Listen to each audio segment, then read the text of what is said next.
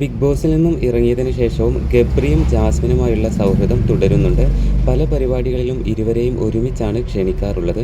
ഗബ്രിക്കൊപ്പമുള്ള ഓരോ വിശേഷങ്ങളും വിമർശിച്ചവർക്കുള്ള മറുപടി എന്നോണം ജാസ്മിൻ സോഷ്യൽ മീഡിയയിലൂടെ പങ്കുവെക്കാറുമുണ്ട്. ഇപ്പോഴിതാ മനോഹരമായ പുതിയ കുറച്ച് ചിത്രങ്ങളുമായി എത്തിയിരിക്കുകയാണ് ജാസ്മിൻ ജാഫർ.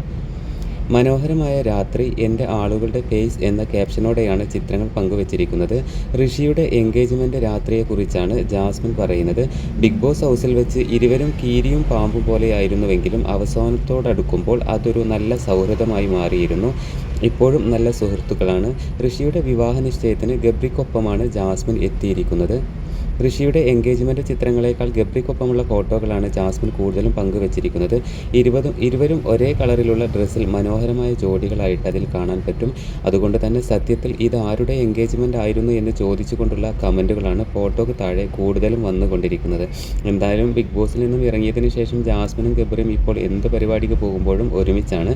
പുതിയ അപ്ഡേറ്റുകൾക്ക് ചാനൽ സബ്സ്ക്രൈബ് ചെയ്യണേ.